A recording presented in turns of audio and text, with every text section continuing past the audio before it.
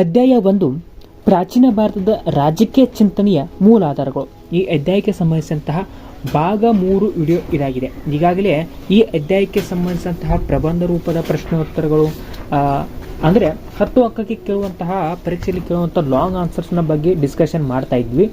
ಈಗಾಗಲೇ ಪ್ರಾಚೀನ ಭಾರತಕ್ಕೆ ಸಂಬಂಧಿಸಿದಂತಹ ಸಾಹಿತ್ಯ ಆಧಾರಗಳು ಮತ್ತು ವಸಾಹತು ನಂತರದ ಪ್ರಾರ್ಥನಾ ಮೂಲಾಧಾರಗಳ ಬಗ್ಗೆ ಡಿಸ್ಕಷನ್ ಮಾಡಲಾಗಿದ್ದು, ಇವತ್ತಿನ ಕ್ಲಾಸ್ನಲ್ಲಿ ನಾವು ಪ್ರಶ್ನೆ ನಂಬರ್ 3 ಯಾವುದು ಅಂದರೆ ಪ್ರಾಚೀನ ಭಾರತದ ರಾಜಕೀಯ ಚಿಂತನೆಯ ಮಿತಿಗಳನ್ನು ಚರ್ಚಿಸಿ.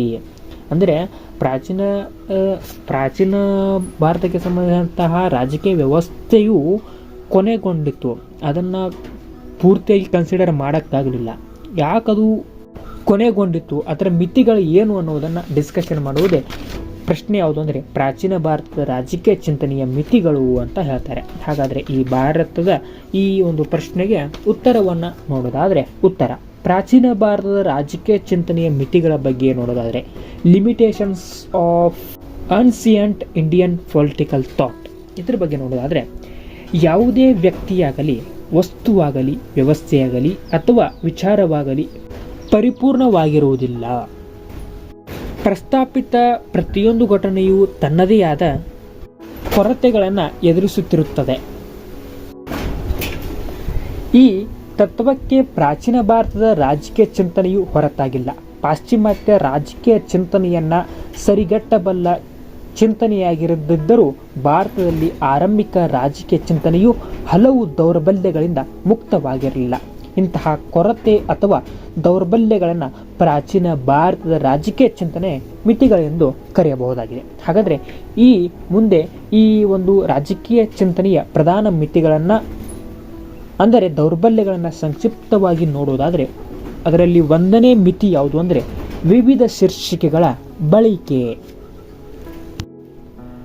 ಪಾಯಿಂಟ್ ನಂಬರ್ 1, ಪ್ರಾಚೀನ ಭಾರತದಲ್ಲಿ ರಾಜಕೀಯ ಚಿಂತನೆಗೆ ಹಲವು ಶೀರ್ಷಿಕೆಗಳನ್ನು ನೀಡಲಾಗಿತ್ತು. ವಿವಿಧ ಮೂಲಾಧಾರಗಳಲ್ಲಿ ರಾಜಧರ್ಮ, ನೀತಿಶಾಸ್ತ್ರ, ಅರ್ಥಶಾಸ್ತ್ರ, ದಂಡನೀತಿ, ಕ್ಷಾತ್ರವಿದ್ಯೆ ಮುಂತಾದ ಶೀರ್ಷಿಕೆಗಳಡಿ ರಾಜಕೀಯ ಚಿಂತನೆಗಳನ್ನು ಚರ್ಚಿಸಲಾಗಿದೆ. ಈ ಬೆಳವಣಿಗೆಯು ಪ್ರಾಚೀನ ಭಾರತದ ರಾಜಕೀಯ ಚಿಂತನೆಯ ಪರಿಪೂರ್ಣ ಅಧ್ಯಯನಕ್ಕೆ ತೊಡಕುಗಳನ್ನು ಒಡ್ಡಿ ಗೊಂದಲವನ್ನು ಮೂಡಿಸುತ್ತದೆ. ಹೀಗಾಗಿ ವಿವಿಧ ಶೀರ್ಷಿಕೆಗಳ ಬಳಕೆಯು ಪ್ರಾಚೀನ ಭಾರತದ ರಾಜಕೀಯ ಚಿಂತನೆಯ ಒಂದು ಮಿತಿಯಾಗಿ ಗುರುತಿಸಲ್ಪಟ್ಟಿದೆ ಎಂಬುದು, ವಿವಿಧ ಶೀರ್ಷಿಕೆಗಳ ಬಳಕೆ ಎಂಬುದು ಒಂದು ರಾಜಕೀಯ ಚಿಂತನೆಯ ಮಿತಿಯಾಗಿದೆ ಅಂತ ಹೇಳ್ಬೋದು. ಇನ್ನು ಮುಂದುವರೆದು 2ನೇದಾಗಿ ಬರುವುದೇ ಒಮ್ಮತದ ಅಭಾವ.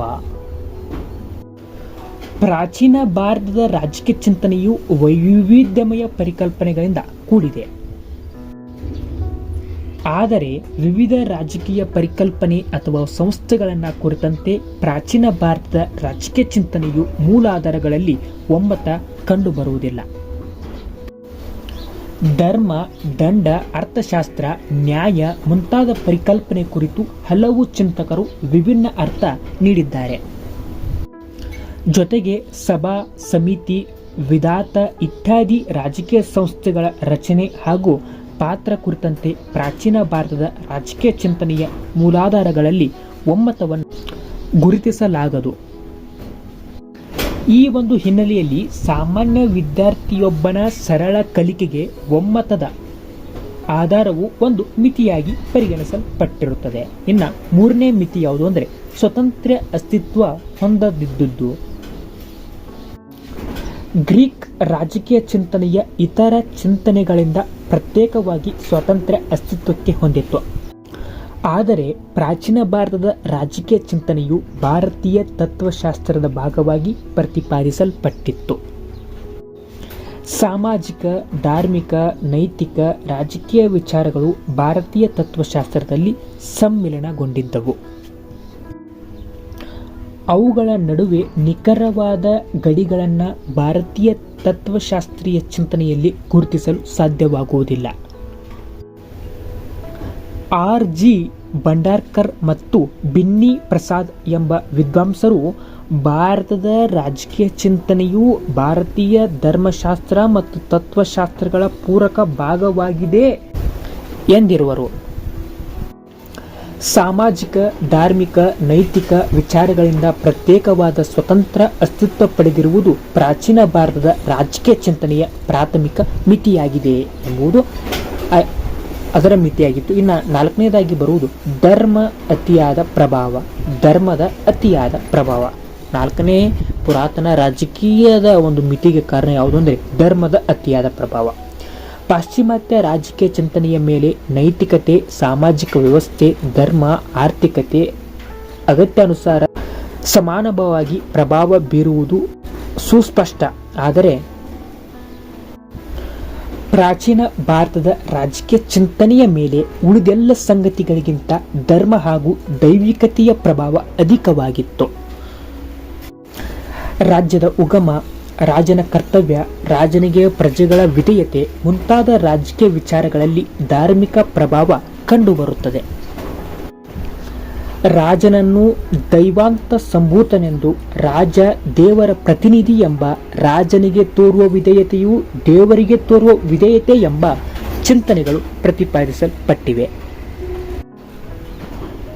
ಈ ಹಿನ್ನೆಲೆಯಲ್ಲಿ ಉಳಿದೆಲ್ಲ ಅಂಶಗಳಿಗಿಂತ ಧರ್ಮದ ಪ್ರಭಾವಕ್ಕೊಳಗಾಗಿರುವ ಪ್ರಾಚೀನ ಭಾರತದ ರಾಜಕೀಯ ಚಿಂತನೆಯು ಧಾರ್ಮಿಕ ಮಿತಿಗೊಳಪಟ್ಟುದು ಎನ್ನಬಹುದಾಗಿದೆ. ಇನ್ನು 5ನೇದಾಗಿ ನಿಖರತೆ ಹಾಗೂ ಕಾಲಾನುಕ್ರಮಣತೆಯ ಕೊರತೆ. ಯಾವುದೇ ಒಂದು ವಿಷಯದ ಪರಿಪೂರ್ಣ ತಿಳುವಳಿಕೆಗೆ ಕ್ರಮಬದ್ಧ ಅಂದರೆ ಕಾಲಾನುಕ್ರಮದ ಮಾಹಿತಿ ಅತ್ಯಗತ್ಯ. ಆದರೆ ಪ್ರಾಚೀನ ಭಾರತದ ರಾಜಕೀಯ ಚಿಂತನೆ ಮೂಲಾಧಾರಗಳನ್ನು ಕುರಿತಂತೆ ಅಸ್ಪಷ್ಟ ಕಾಲಾನುಕ್ರಮಣೆಯನ್ನು ಕಾಣಬಹುದಾಗಿದೆ. ವೇದಗಳ ಅಥವಾ ಮಹಾಕಾವ್ಯಗಳ ರಚನೆ ಕುರಿತಾದ ಸ್ಪಷ್ಟ ಕಾಲವನ್ನು ಹೇಳಲಾಗದು. ಅಂತೆಯೇ ಕೌಟಿಲ್ಯನ ಅರ್ಥಶಾಸ್ತ್ರ ಕೃತಿಯ ರಚನೆ ಕುರಿತಂತೆ ತಜ್ಞರಲ್ಲಿ ಏಕ ಅಭಿಪ್ರಾಯವಿಲ್ಲ. ಇದರೊಡನೆ ಕಮಾಂಧಕನ ಕೃತಿಯ ಕಾಲವನ್ನು ಕುರಿತಂತೆ ಸಾಶಪು 3ರಿಂದ 7ನೇ ಶತಮಾನದವರೆಗೂ 3 ಕಾಲಗಳನ್ನು ನಂಬಲಾಗಿದೆ. ಭಾರತದ ರಾಜಕೀಯ ಚಿಂತನೆಯ ಮೂಲಾಧಾರಗಳಲ್ಲಿ ನಿಖರತೆ, ಸಮಯ ಹಾಗೂ ಕಾಲಾನುಕ್ರಮಣಿಕೆಯ ಕೊರತೆಯೂ ಒಂದು ಮಿತಿಯಾಗಿ ಪರಿಗಣಿಸಲ್ಪಟ್ಟಿದೆ. ಇನ್ನು 6ನೆಯ ಮಿತಿ ಯಾವುದು ಅಂದರೆ ಸಂಸ್ಕೃತ ಭಾಷೆಯ ಆದ್ಯತೆ. ಪ್ರಾಚೀನ ಭಾರತದ ರಾಜಕೀಯ ಚಿಂತನೆಯು ವಿವಿಧ ಮೂಲಾಧಾರಗಳು ಬಹುತೇಕ ಸಂಸ್ಕೃತ ಭಾಷೆಯಲ್ಲಿ ಕಂಡುಬರುತ್ತವೆ. ಸಂಸ್ಕೃತ ಭಾಷೆಯೊಡನೆ ಆಧ್ಯಾತ್ಮಿಕ ಪ್ರಭಾವವುಳ್ಳ ಸಂಕೀರ್ಣ ಪದ ಬಳಕೆಯನ್ನು ನಾವು ಗುರುತಿಸಬಹುದಾಗಿದೆ. ಸಂಸ್ಕೃತ ಭಾಷೇತರ ಭಾರತೀಯರು ಮತ್ತು ಪಾಶ್ಚಿಮಾತ್ಯ ವಿದ್ವಾಂಸರು ಪ್ರಾಚೀನ ಭಾರತದ ರಾಜಕೀಯ ಚಿಂತನೆಯನ್ನು ಅಧ್ಯಯನ ನಡೆಸಲು ಹಿಂದೇಟು ಯತ್ನಿಸುತ್ತಾರೆ. ಪ್ರಾಚೀನ ಭಾರತದ ರಾಜಕೀಯ ಚಿಂತನೆಯನ್ನು ಅಧ್ಯಯನ ನಡೆಸುವುದು ದೈಹಿಕ ಶ್ರಮಕ್ಕೆ ಸಮನಾದ ಸಂಗತಿ ಎಂಬ ಭಾವಕ್ಕೆ ಅಸ್ತಿತ್ವಕ್ಕೆ ಬಂದಿದೆ. ಹೀಗಾಗಿ ಸಂಸ್ಕೃತ ಭಾಷೆಯ ಆದ್ಯತೆಯೂ ಸಹ ಮೂಲ ಆಧಾರಗಳ ಮಿತಿಯಾಗಿ ಪರಿಗಣಿಸಲ್ಪಟ್ಟಿದೆ ಎಂಬುದು ಇಷ್ಟು ಈ ಅಧ್ಯಾಯಕ್ಕೆ ಸಂಬಂಧಿಸಿದಂತಹ ಪರೀಕ್ಷೆಯಲ್ಲಿ ಕೇಳುವಂತಹ 10 ಅಂಕದ ಮತ್ತು 5 ಅಂಕದ ಅಭ್ಯಾಸದ ಪ್ರಶ್ನೋತ್ತರಗಳು ಚರ್ಚೆ ಮಾಡಲಾಗಿದೆ ಅಂತ ಹೇಳ್ತಾ, ಇದೇ ರೀತಿಯ ಮುಂದಿನ ಕ್ಲಾಸ್ನಲ್ಲಿ ಮತ್ತೆ ರಾಜ್ಯಶಾಸ್ತ್ರ ವಿಷಯಕ್ಕೆ ಸಂಬಂಧಿಸಿದಂತಹ ಮುಂದಿನ ಅಧ್ಯಾಯಗಳನ್ನ ಮುಂದಿನ ಕ್ಲಾಸ್ನಲ್ಲಿ ಡಿಸ್ಕಷನ್ ಮಾಡಿರ್ತೀನಿ. ತಪ್ಪದೆ ಚಾನಲ್ಗೆ ಸಬ್ಸ್ಕ್ರೈಬ್ ಆಗಿ ನೋಟಿಫಿಕೇಶನ್ ಆನ್ ಮಾಡ್ಕೊಳ್ಳಿ ಅಂತ ಹೇಳ್ತಾ ಇವತ್ತಿನ ಒಂದು ವಿಡಿಯೋಗೆ ವಿರಾಮವನ್ನು ಕೋರ್ತಿದ್ದೇನೆ. ಎಲ್ಲರಿಗೂ ನಮಸ್ಕಾರ. ಜೈ ಹಿಂದ್, ಜೈ ಕರ್ನಾಟಕ. ಮತ್ತೆ